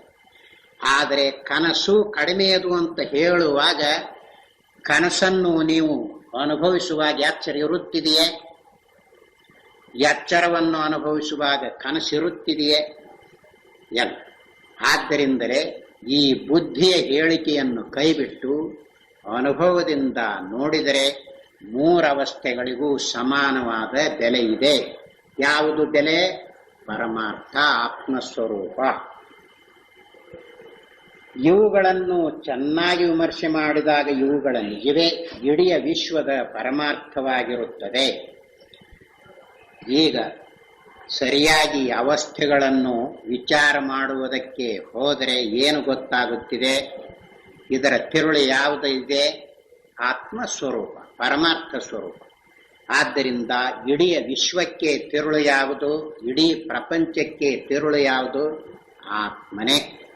ಆದ್ದರಿಂದ ಇದರ ವಿಮರ್ಶನೆ ಮಾಡುವುದಕ್ಕೆ ಹೋದಾಗ ಪರಮಾರ್ಥವೇ ನಮಗೆ ಗೊತ್ತಾಗುತ್ತಿದೆ. ಆದ್ದರಿಂದ ಈ ಅವಸ್ಥೆಗಳ ವಿಮರ್ಶೆಯಿಂದ ಪರಮಾರ್ಥವು ಹೇಗಿದೆಯೋ ಹಾಗೆ ತಿಳಿದುಕೊಳ್ಳುವುದಕ್ಕೆ ಈ ಅವಸ್ಥೆಗಳನ್ನು ಅಧ್ಯಾರೋಪ ಅಪವಾದ ನ್ಯಾಯದಿಂದ ತೋರಿಸಿದೆಯಲ್ಲ ಶ್ರುತ್ಯಾದಿಗಳಲ್ಲಿ, ಆ ದೃಷ್ಟಿಯಿಂದ ನೋಡಿದರೆ ಇದು ಹೌದು ಅಂತ ಗೊತ್ತಾಗುತ್ತಿದೆ. ಎಚ್ಚರದಲ್ಲಿಯೂ ಕನಸಿನಲ್ಲಿಯೂ ಈ ಪರಮಾರ್ಥವು ನಾನು ಮೆಕ್ಕದ್ದು ಎಂಬ ರೂಪವಾಗಿ ವಿಂಗಡಿಸಿಕೊಂಡು ಕಾಣುತ್ತಿದೆ. ನಿದ್ರೆಯಲ್ಲಿ ಬರಿಯ ಸಾಕ್ಷಿಯಾಗಿ ಕಾಣಿಸಿಕೊಳ್ಳುತ್ತಿದೆ. ಈ ಸಾಕ್ಷಿಯು ಎಚ್ಚರ ಕನಸುಗಳಲ್ಲಿಯೂ ಮುಕ್ಕಾಗದೆ ಇರುತ್ತಿದೆಯಾದ್ದರಿಂದ ಸುಷುಪ್ತಿಯಲ್ಲಿರುವ ಸಾಕ್ಷಿಯೇ ಎಚ್ಚರದಲ್ಲಿ ಸಾಕ್ಷಿ ನಾನು ಮೆಕ್ಕದ್ದು ಎಂದು ಕಾಣಿಸುತ್ತಿದೆ ಎನ್ನಬೇಕು. ಈಗ ಈ ಅವಸ್ಥೆಗೆ ತಿರುಳು ಯಾವುದು? ನಮ್ಮ ಆತ್ಮಸ್ವರೂಪ. ಸಾಕ್ಷಿ ಅಂತ ಹೇಳುತ್ತಿದೆಯಲ್ಲ, ನೇರಾಗಿ ಬೆಳಗಿ ತೋರಿಸುತ್ತಿರುವುದರಿಂದ ಅದಕ್ಕೆ ಸಾಕ್ಷಿ ಅಂತ ಹೆಸರು ಬಂದಿದೆ. ಅದು ಇಂದ್ರಿಯ ಕರಣಾದಿಗಳನ್ನು ಉಪಯೋಗಿಸಿ ಅರಿಯುವುದಿಲ್ಲ, ಬೆಳಗುವುದಿಲ್ಲ. ತಾನೇ ಸ್ವತಂತ್ರವಾಗಿ ಬೆಳಗುತ್ತಾ ಇರುವುದರಿಂದ ಅದಕ್ಕೆ ಸಾಕ್ಷಿ ಎನ್ನುವ ಮಾತನ್ನು ಶಾಸ್ತ್ರದಲ್ಲಿ ಹೇಳಿದೆ. ಪಾಣಿನಿಯು ಸಹಿತ ಹೇಳುವಾಗ ಸಾಕ್ಷಾತ್ ದ್ರಷ್ಟರಿ ಸಂಜ್ಞಾಯಾಂ ಸಾಕ್ಷಿ ಅಂತ ಹೇಳಿದ್ದಾನೆ ಪಾಣಿನಿ. ಆದ್ದರಿಂದ ಸಾಕ್ಷಿ ಅಂದ್ರೆ ಈಗ ಜೀವನಿದ್ದಾನಲ್ಲ, ಜೀವನು ವಿಷಯಗಳನ್ನು ನೋಡಬೇಕಾದ್ರೆ ಇವನಿಗೆ ನೇರಾಗಿ ನೋಡುವುದಕ್ಕೆ ಬರುವುದಿಲ್ಲ. ಹೊರಗಿನ ವಿಷಯಗಳನ್ನು ನೋಡಬೇಕಾದ್ರೆ 5 ಜ್ಞಾನೇಂದ್ರಿಯಗಳನ್ನು ಉಪಯೋಗಿಸಬೇಕು. ಒಳಗಿನ ಸುಖ ದುಃಖಾದಿಗಳನ್ನು ತಿಳಿಯಬೇಕಾದರೆ ಮನೋಬುದ್ಧಿ ಚಿತ್ತ ಅಹಂಕಾರವನ್ನು ಉಪಯೋಗಿಸಬೇಕು. ಈ ಜೀವ ಇವನಿಗೆ ನೇರಾಗಿ ತಿಳಿಯುವ ಯೋಗ್ಯತೆ ಇಲ್ಲ. ಸಾಕ್ಷಿಯು ಬೆಳಗುತ್ತಿದೆ ಅಂದ್ರೆ, ಅರಿಯುತ್ತಿದೆ ಅಂದ್ರೆ ಅದು ಹೀಗೆ ಇಂದ್ರಿಯಕರಣಾದಿಗಳ ಸಹಾಯವು ಇಲ್ಲದೆ ಬೆಳಗಿ ತೋರಿಸ್ತೈತಿ. ಆದ್ದರಿಂದಲೇ ಅದರಲ್ಲಿ ಕಲ್ಪನೆ ಇಲ್ಲ, ಪರಿಚ್ಛಿನ್ನವಾಗಿ ಬೆಳಗುವುದಿಲ್ಲ, ಕಟ್ಟಾಗಿ ಬೆಳಗುವುದಿಲ್ಲ. ಜೀವನು ಬೆಳಗಬೇಕಾದ್ರೆ ಕಣ್ಣನ್ನು ಉಪಯೋಗಿಸಿದಾಗ ರೂಪ ಮಾತ್ರ ಗೊತ್ತಾಗುತ್ತದೆ, ಕಿವಿ ಉಪಯೋಗಿಸಿದಾಗ ಬರೀ ಶಬ್ದ ಮಾತ್ರ ಗೊತ್ತಾಗುತ್ತಿದೆ. ಇವಂದು ಹಾಗಲ್ಲ. ಹಾಗೆ ಸೂರ್ಯನು ಭೂಮಂಡಲವನ್ನೇ ಬೆಳಗಿ ತೋರಿಸ್ತಾ ಇದ್ದಾನಲ್ಲ, ಯಾವ ಕಲ್ಪನೆಯೂ ಇಲ್ಲದೆ, ಹಾಗೆ ಈ ಸಾಕ್ಷಿಯು ಇಡೀ ವಿಶ್ವವನ್ನೇ ಬೆಳಗಿ ತೋರಿಸ್ತಾ ಇದ್ದಾನೆ. ಅವನಿಗೆ ಇಂದ್ರಿಯಗಳ ಸಹಾಯವಾಗಲಿ ಮನೋಬುದ್ಧಿಗಳ ಸಹಾಯವಾಗಲಿ ಬೇಕಾಗಿಲ್ಲ. ಈ ಅಭಿಪ್ರಾಯದಿಂದಲೇ ಶಾಸ್ತ್ರದಲ್ಲಿ ಸಾಕ್ಷಿ ಅನ್ನುವ ಮಾತನ್ನು ಹೇಳಿದೆ. ಈ ಸಾಕ್ಷಿಯು ಎಚ್ಚರಕ್ಕೂ ಸಾಕ್ಷಿಯಾಗಿದೆ, ಕನಸಿಗೂ ಸಾಕ್ಷಿಯಾಗಿದೆ, ನಿದ್ರೆಗೂ ಸಾಕ್ಷಿಯಾಗಿದೆ. ಎಚ್ಚರಕ್ಕೊಂದು, ಕನಸಿಗೊಂದು, ನಿದ್ರೆಗೊಂದು ಹೀಗಿಲ್ಲ. ಒಂದೇ ಆಯಾ ಅವಸ್ಥೆಯನ್ನು ಬೆಳಗುವಾಗ ಹೆಸರು ಮಾತ್ರ ಬೇರೆ ಬೇರೆ ಬರುತ್ತಿದೆ. ಇಡೀ ವಿಶ್ವವನ್ನೇ ಬೆಳಗುವುದರಿಂದ ವೈಶ್ವಾನರ ಅಂತ ಹೆಸರು ಬರ್ತದೆ.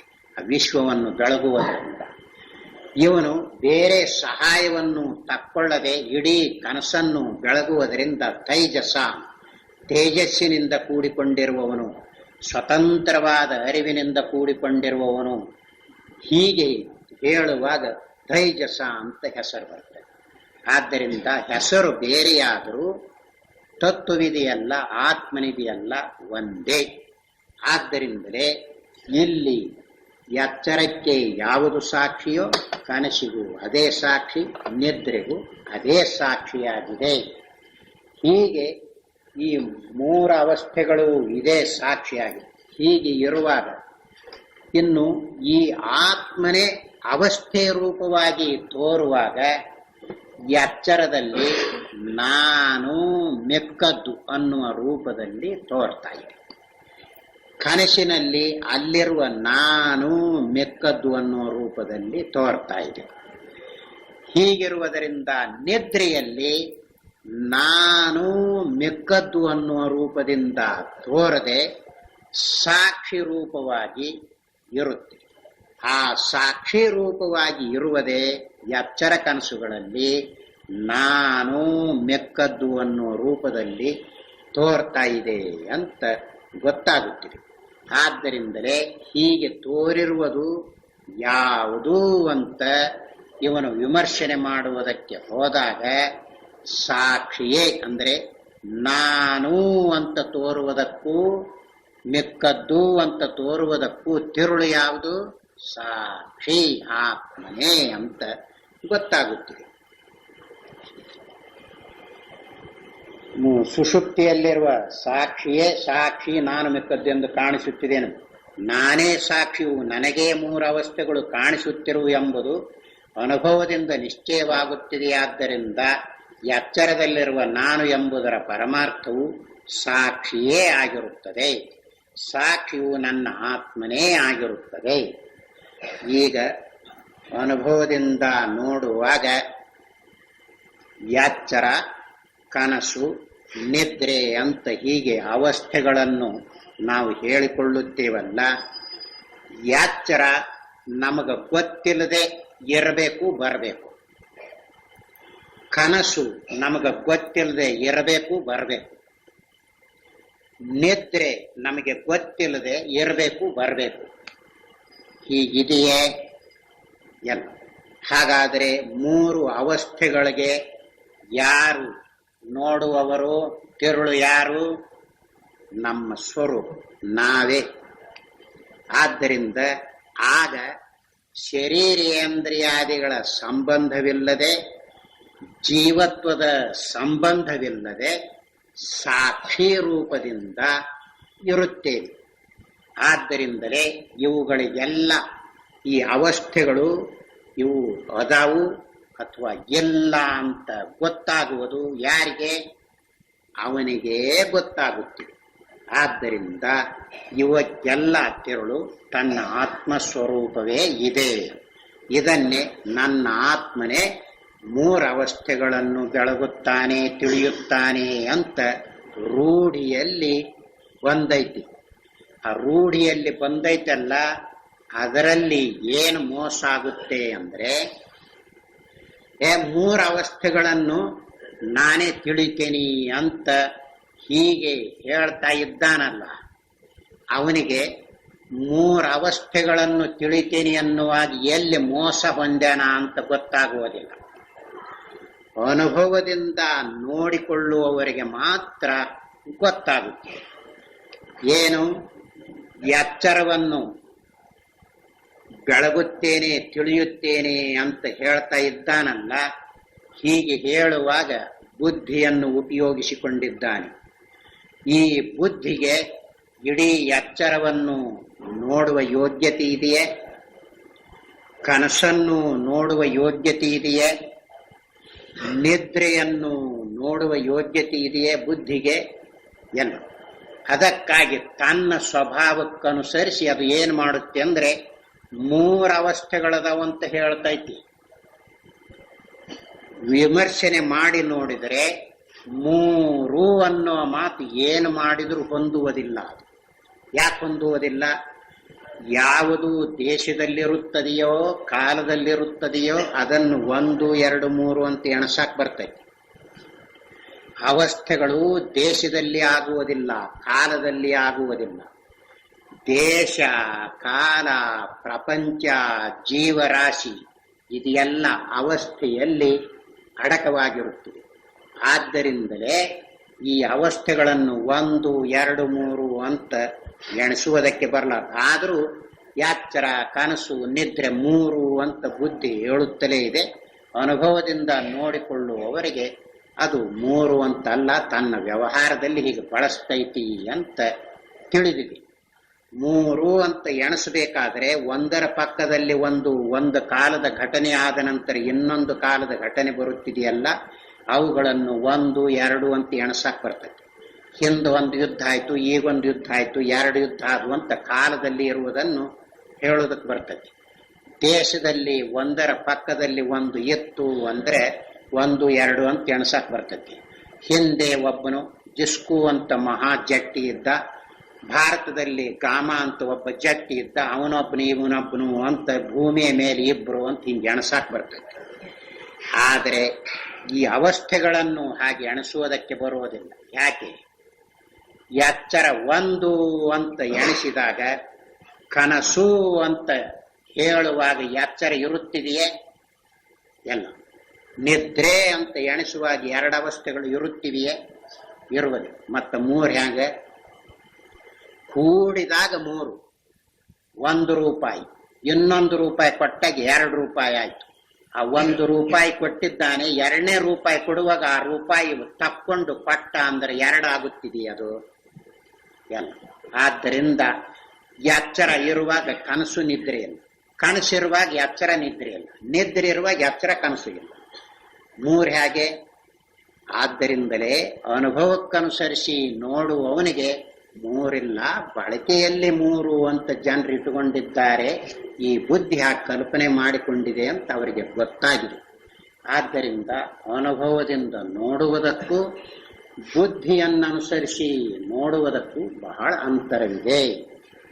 ಹೀಗೆ ಈ ಅವಸ್ಥೆಗಳು ನನಗೇ ಆಗುತ್ತಿವೆ ಅಂತ ಈ ಕಲ್ಪನೆ ಮಾಡಿಕೊಂಡಿದೆಯಲ್ಲ, ಇದು ಹೊಂದುವುದಿಲ್ಲ. ನಿನಗೆ ಅಂದರೆ ಯಾರು? ಸಾಕ್ಷಿಗೆ ಅವಸ್ಥೆಗಳು ಇರುತ್ತಿವೆಯೇ? ಎಲ್ಲ. ಆದ್ರೆ ಬಳಕೆಯಲ್ಲಿ ಬಂದಿದೆಯಲ್ಲ, ಅದನ್ನಿಟ್ಟುಕೊಂಡು ನೋಡ್ತಾ ಇದ್ದಾನೆ. ನಿದ್ರೆಯಲ್ಲಿ ಸಾಕ್ಷಿ ಒಂದೇ ಇರುವುದರಿಂದ ಅದೇ ಪರಮಾರ್ಥವಾಗಿದೆ. ಈ ಸಾಕ್ಷಿ ಎಚ್ಚರ ಕನಸುಗಳಲ್ಲಿ ನಾನು ಎಂದು ತೋರುವುದಲ್ಲದೆ ನಾನಲ್ಲದ ಮಿಕ್ಕದ್ದಾಗಿಯೂ ತೋರುತ್ತಿದೆ. ಆದ್ದರಿಂದ ಸಾಕ್ಷಿಯೇ ತನ್ನ ಪರಮಾರ್ಥ ಸ್ವರೂಪದಿಂದ ಮಣಿಗಳನ್ನು ಕೋಣಿಸುವ ದಾರದಂತೆ 3 ಅವಸ್ಥೆಗಳಲ್ಲಿ ಇದ್ದು ನಾನು ಅವಸ್ಥೆಗಳನ್ನು ಅನುಭವಿಸುವೆನು ಎಂಬ ಅನುಭವವನ್ನು ಕೊಡುತ್ತಿರುವುದು. ಈಗ ನಿದ್ರೆ ಅಂದ್ರೆ ಏನಂತ ವಿಚಾರ ಮಾಡಿದ್ದಾಯ್ತು. ಹಾವು ಅಂದ್ರೆ ಏನು ಅಂತ ಬೆಳಕು ಹಾಕಿ ನೋಡಿದಾಗ ಗೊತ್ತಾಯ್ತು, ಹಗ್ಗ ಅಂತ ಗೊತ್ತಾಯ್ತು. ಅದರಂತೆ ನಿದ್ರೆ ಅಂತ ಅವಸ್ಥೆ ಅಂತ ಇಟ್ಟುಕೊಂಡಿದ್ವಲ್ಲ, ಏನಂತ ತಿಳಿಯಿತು?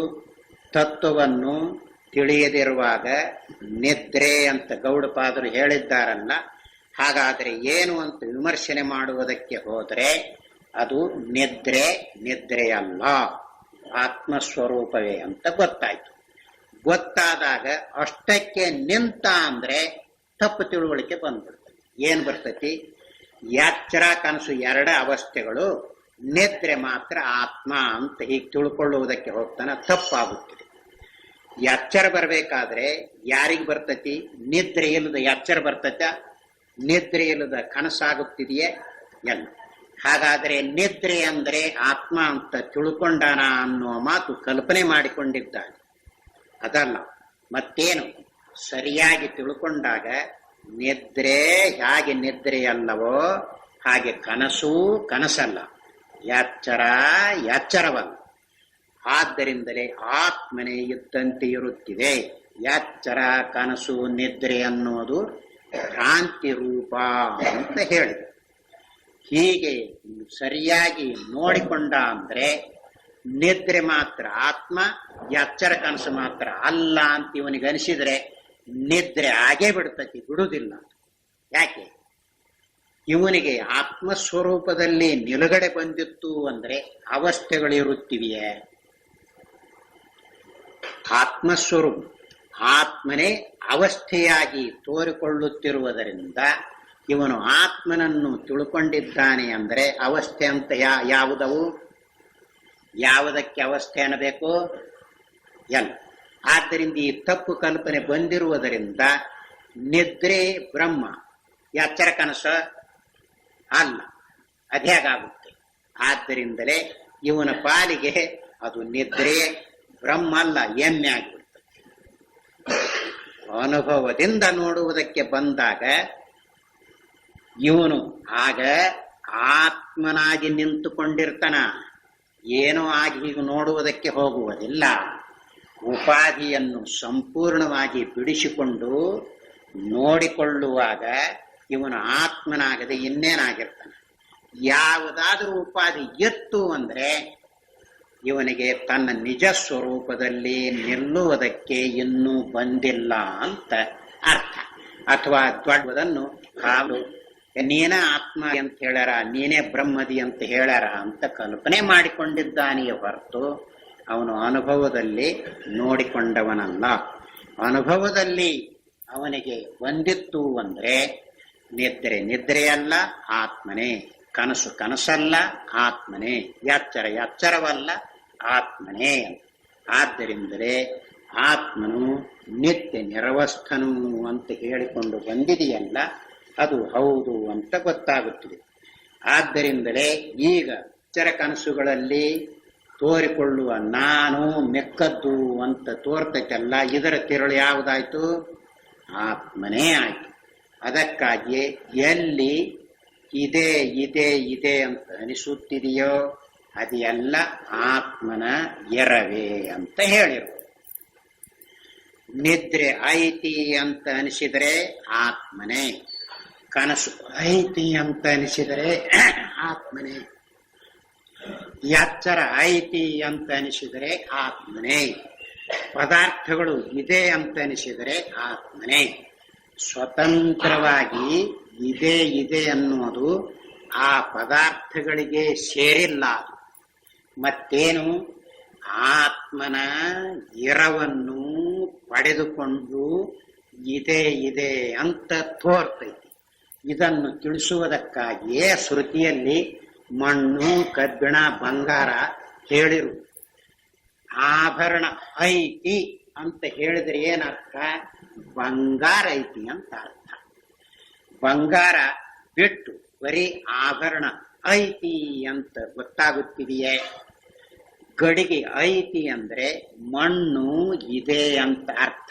ಮಣ್ಣಿನ ಎರವೇ ಗಡಿಗೆಯ ಎರವು, ಆತ್ಮನ ಎರವೇ ಅವಸ್ಥೆಯ ಪ್ರಪಂಚದ ಎರವು. ಹೀಗ ಅದು ಗೊತ್ತಾಗದೆ ಇರುವಾಗ ನಮಗೇನ್ ಅನಿಸ್ತೈತಿ ಅಂದ್ರೆ ಆತ್ಮಸ್ವರೂಪದಲ್ಲಿ ನಿಲುಗಡೆ ಬಂದಿಲ್ವಲ್ಲ, ಈ ಪದಾರ್ಥಗಳು ಈ ಪ್ರಪಂಚವೇ ಇರ್ತೈತಿ ಇರ್ತೈತಿ ಅಂತ ಹೀಗ ಅನಿಸಿರು. ಪದಾರ್ಥಗಳು ಜೀವರಾಶಿ ಐತಿ ಅಂದ್ರೆ ಸ್ವತಂತ್ರವಾಗಿ ಐತಿ, ಪ್ರಪಂಚ ಅಂದ್ರೆ ಸ್ವತಂತ್ರವಾಗಿ ಐತಿ, ಕದ ಅಂದ್ರೆ ಸ್ವತಂತ್ರವಾಗಿ ಐತಿ, ಮನುಷ್ಯ ಅದಾನಂದ್ರೆ ಸ್ವತಂತ್ರವಾಗಿ ಅದಾನು, ಹೀಗನಿಸ್ತೈತಿ. ಆತ್ಮನನ್ನು ಬಿಟ್ಟು ಇದೆ ಅಂತ ಕಲ್ಪಿಸ್ರಿ ನೋಡೋಣ. ಅರಿವನ್ನು ಬಿಟ್ಟು ಯಾವುದಾದರೂ ವಿಷಯವನ್ನು ಇದೆ ಅಂತ ಕಲ್ಪಿಸ್ರಿ, ಬರುವುದಿಲ್ಲ, ಅದು ಇರುವುದಿಲ್ಲ. ಅದಕ್ಕಾಗಿ ಆತ್ಮನ ಎರವೇ ಅವಸ್ಥೆಯ ಪ್ರಪಂಚದ ಎರವು. ಹೀಗೆ ತಿಳ್ಕೊಂಡಾಗ ಎರವಿನ ಪರಮಾರ್ಥವನ್ನು ಕಂಡುಕೊಂಡಂತೆ ಆಯಿತು. ಆದ್ದರಿಂದಲೇ ಎರವಿನ ಪರಮಾರ್ಥವನ್ನು ತೋರಿಸಿಕೊಂಡು ಬಂದಿದೆಯಲ್ಲ, ಈಗ ಇದನ್ನು ಮುಂದೆ ಮತ್ತೆ ಬೇರೆ ವಿಷಯವನ್ನು ಹೇಳಬೇಕಾಗಿದೆ. ಅದರ ಕೊಂಡಿಗಳನ್ನು ಹೊಂದಿಸಿ ಇಲ್ಲಿ ತೋರಿಸಿದ್ದಾರೆ. ಓಂ ನಾರಾಯಣ.